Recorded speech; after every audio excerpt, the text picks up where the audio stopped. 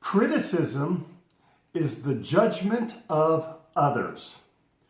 When I disapprove of someone or something, that is criticism. The purpose of this video and my book I will speak about is to respect immigrants. They want to better their lives. Save your criticism for the politicians.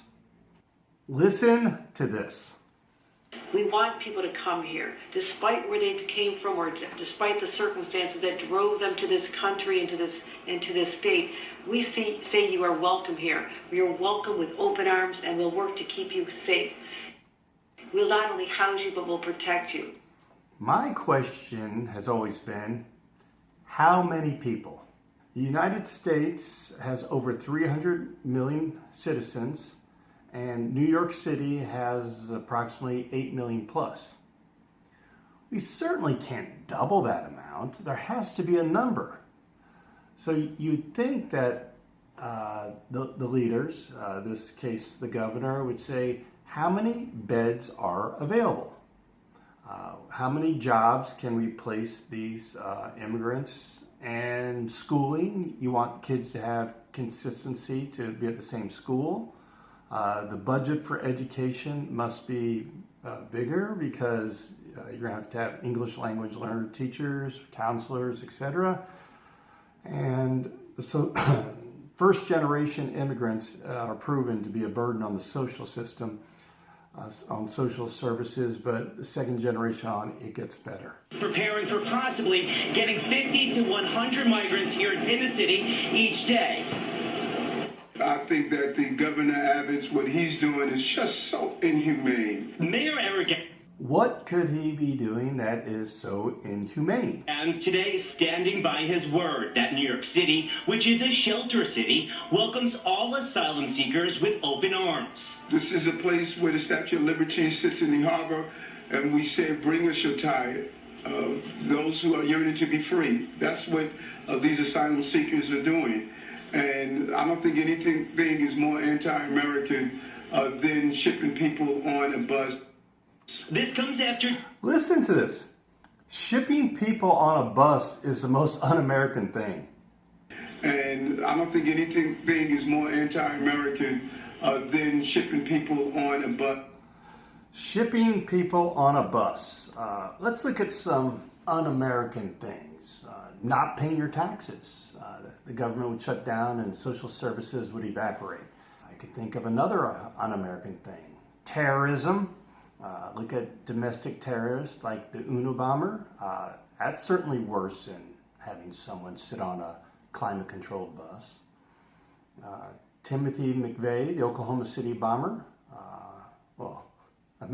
A grown man using the name Timothy. It sounds like he should have like on a baseball cap and put a baseball card in the spokes to make a sound. So I'm going to hit a home run today.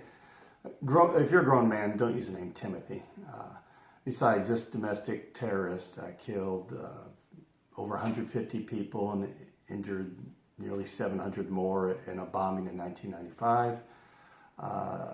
So riding on a bus is compared to terrorism, or worse. Bin Laden's 9/11 attacks that he orchestrated killed just under 3,000 people. Pearl Harbor's over 2,400 dead. If you're walking for several months to come to the U.S. and then someone says, hey, get on a bus, how's that anti-American? Citizens, you voted for this man. You get what you deserve. More anti-American than shipping people on a bus. This comes after 2 busloads of migrants seeking refuge were shipped to New York City over the weekend from Texas with little warning. Many people, including Adams, greeted them. Refugees, welcome here! Texas Governor Greg Abbott sent around 50 of them to New York City and has been sending thousands more to other Democratic cities in a challenge to the Biden administration's open border policy. Just to let you know, open border policies has traditionally not been a Democrat-Republican issue. When you look at presidents like Ronald Reagan, George Bush Sr., Bill Clinton, Obama, Trump, both Democrats and Republicans had strong border policies and they would deport illegals. Policies. After Adams called Abbott's move horrific, the Republican governor this morning tweeting in part, did he say it was horrific when Biden flew plane loads into New York? Nope. Immigration lawyers like Renetta Castro say there is no law that allows Abbott to prohibit these asylum seekers from returning back to Texas. If I was? You're using the subjunctive. If I were, you should have read my book. This is horrific when you think about what the governor is doing, the governor of Texas, after a month of traveling across the border, placing on the bus with no direction. No direction? I think the bus driver has a GPS. If you're walking for several months, what do you want? You want to sit down. To come here to New York, and as Dr. Long stated, close to 70% of the people that came in, we've stabilized. We are able to accomplish that without children and families sleeping on the street. Nearly 70%. When I grade papers, if you're less than 70%, you're D plus, D, D minus, or an F. And so the track record of the success. Track record of success? You're less than 70%. Of taking this national humanitarian crisis and not having people sleep on the streets. All right, well, give them credit. People are not sleeping on the streets. And not having children and families on the street, but doing it in a way that we are stabilizing almost 70%. 70% is a D grade, less than 70%. Clearly, the track record shows that we have taken a crisis and thoughtfully thought through it. You thought through it? You welcome people with open arms without giving a number. And that is what, I think is missing in this entire conversation. There's nothing by our actions. We begin this afternoon with the migrant crisis in New York City hitting a new boiling point. For days now, we've seen many forced to sleep on the sidewalk. Wait, I thought people weren't sleeping on the streets. This is the United States here. Look at this poor guy trying to keep clean and wash up. Social services. It has to have a number to take care of these men and women and children. Outside the intake center at the Roosevelt Hotel in Midtown. And good afternoon to you, Liz Cho. I'm Sandra Bookman, and today for David Navarro, adding to the desperation, many migrants say they don't have water or access to restrooms. And the mayor is now warning that scenes like this could become more common, with the city struggling to find space for them. Well, did they have 93,000 beds before they welcomed everyone? 93,000 migrants have come to New York City since last spring. The Roosevelt...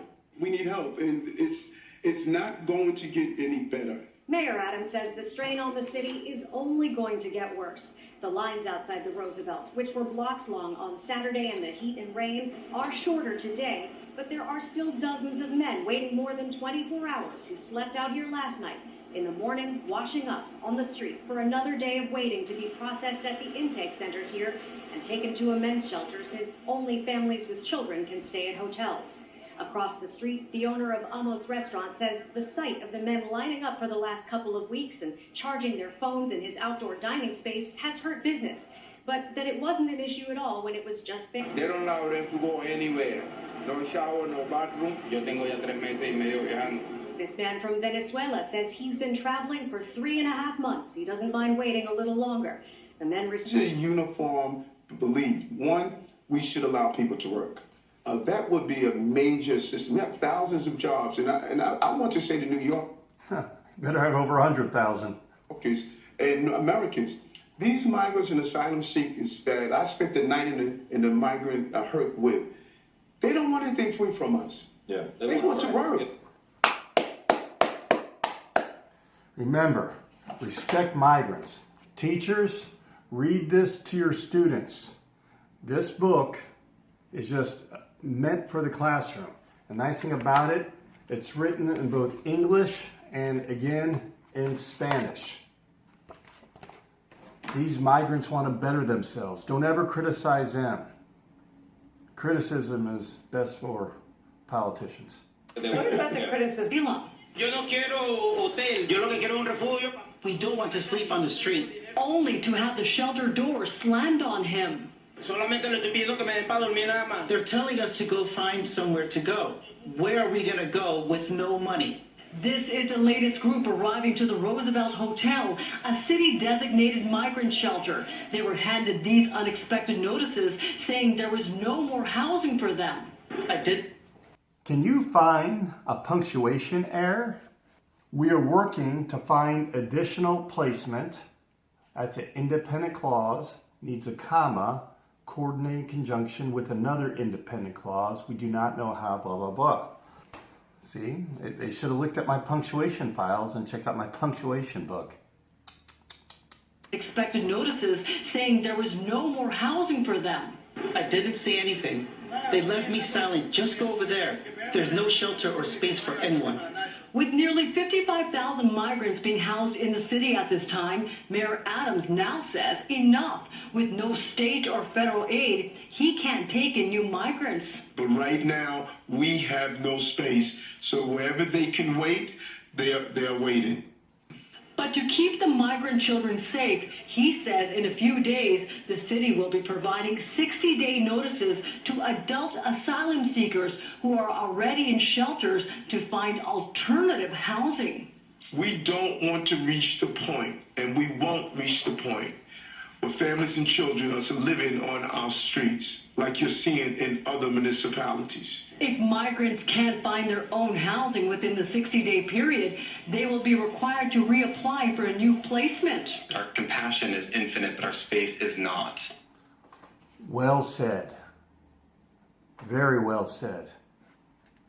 For those waiting here with nowhere to go, They are uncertain. They don't know what's going on. They don't know what's going to happen to them. This issue will destroy New York City. Destroy New York City. We're getting 10,000 migrants a month. Border cities have been having this problem for a long time. Now that it affects you, it's a problem. See, that's the problem with many political leaders when it comes to crime or other serious issues. They tend to overlook it or soft on crime policies. No, but once it happens to them, then it's an important issue. Now we're getting people from all over the globe have made their minds up that they're going to come through the southern part of the border and come into New York City. New York City, you have the Statue of Liberty. You're welcoming them. The mayor says the city currently supporting 110,000 asylum seekers that have arrived in the 5 boroughs since April of 2022. Going down to the Darien Gap. What needs to be done is we need a resolution at the border. We had a resolution at the border. Even though Donald Trump had some serious faults as a president, such as he couldn't balance a budget, he was poor with money. He's good with his own money, but not with other people's money. And he pardoned criminals. He had some serious flaws, like the majority of presidents. But I have to give him credit when it came to working with Mexico on the border issue. He did a good job. But the Biden administration, they got rid of that. And our national leaders must come up with that resolution. And they had the resolution. While they're doing so, you cannot displace the financial responsibility onto the cities. Well, where are you going to put the financial responsibility on?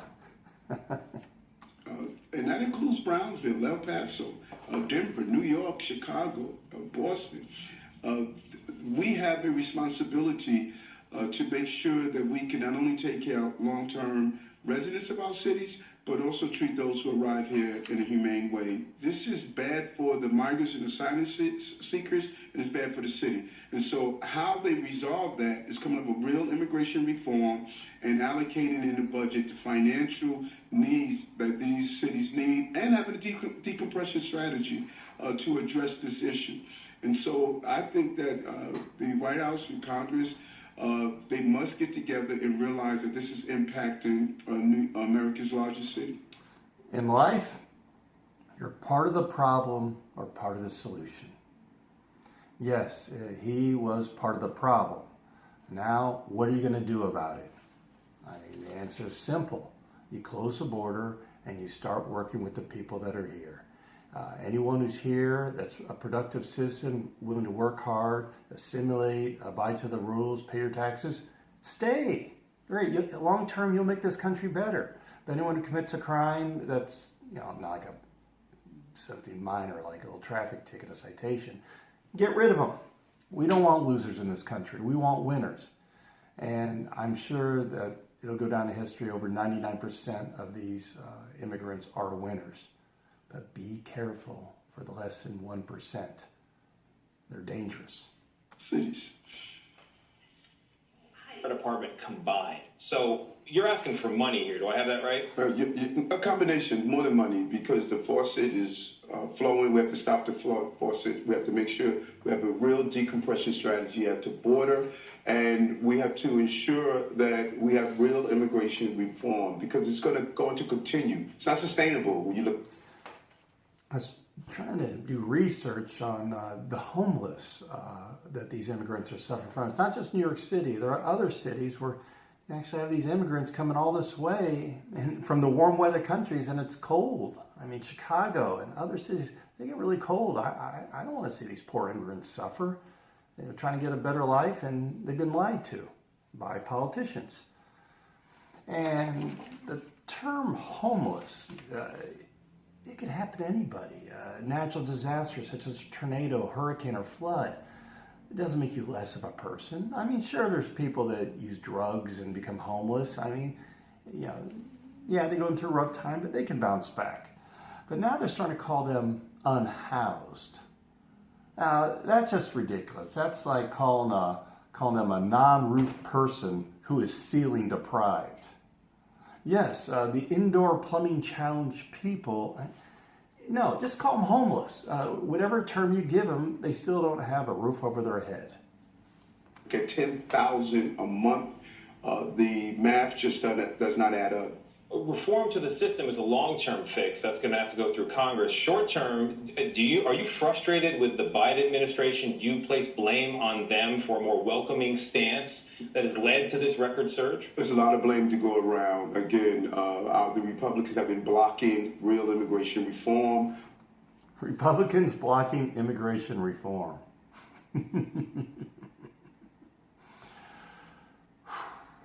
This man is a mayor, an elected official. Let me briefly explain the difference between a governor and a mayor. The United States has 50 states, and you have one governor per state, and they run the state. Mayors, you have numerous for each state. I don't know how many total. I'm sure over 1,000 plus. And they run the city, such as the education, they budget for the police, etc. Big responsibilities. And he's the mayor of New York City. His job is actually more important than some governors. I mean, and he had no long-term vision, no planning, but the people voted for him. So who's to blame? The citizens. Make you understand better what border cities have been going through for years? Of course we do. Of course we do. We need a strong federal immigration policy, full stop. We had it. Let's go back and listen to what the governor of the state of New York had to say. We want people to come here, despite where they came from or despite the circumstances that drove them to this country, into this state. We say you are welcome here. You're welcome with open arms, and we'll work to keep you safe. We'll not only house you, but we'll protect.